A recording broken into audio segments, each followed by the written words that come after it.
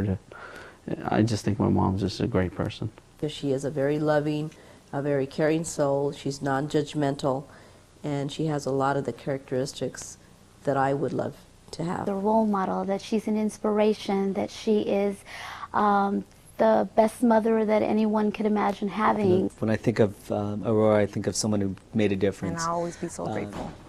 And every time I see her, I run into her, and it just fills up my heart with so much, gratitude. I would put her in the ranks of, in my life as, like a George Washington and Abraham Lincoln.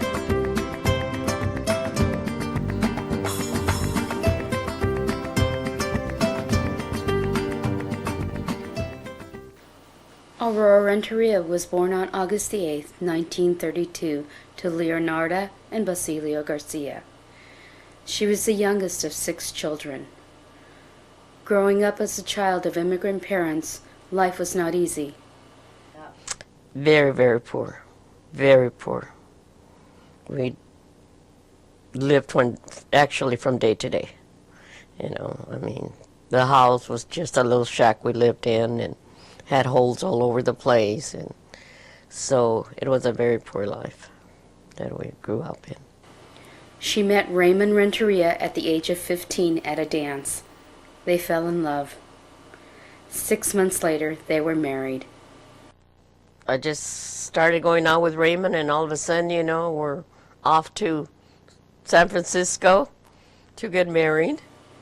Together they had and raised 13 children.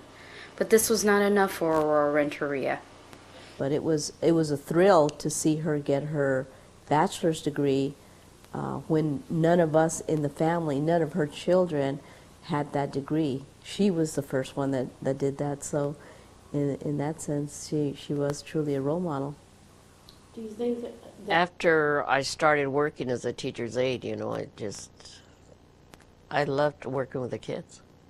And the thing is that I was a bilingual teacher, and I wanted to help those kids that did not understand the language, because I went through that when I was in school.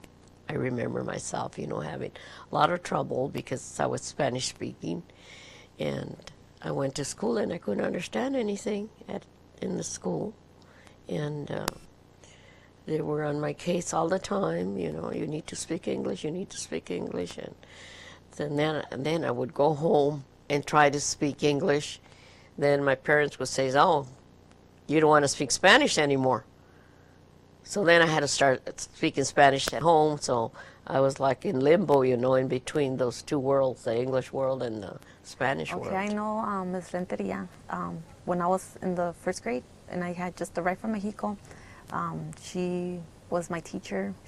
They would pull us, me and other children from our classes, and she would help us learn how to speak English. She's had a big influence in my life because I still remember, how sweet she was to not just me, but to all of us.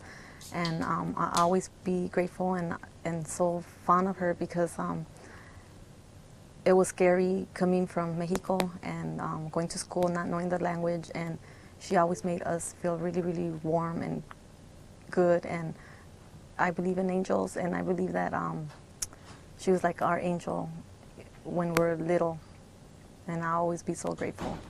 She's had ability to share with some of her colleagues the same dream, and I know that currently we have instructional assistants in the same position as Aurora, as a role model, as someone that said, yes, we can do it.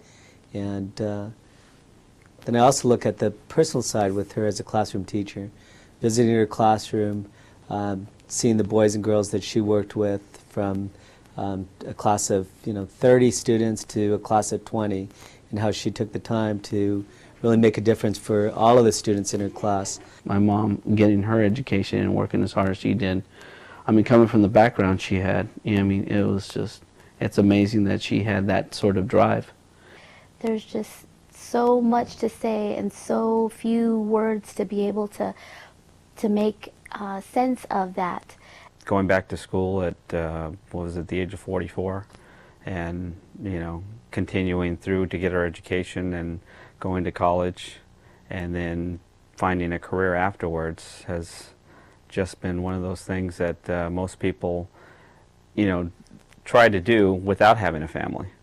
And she was able to do it working a full-time job and raising, a family. And it's been one of those things when I talk to people about her that, they feel inspired. As long as I have my family around, I'm happy.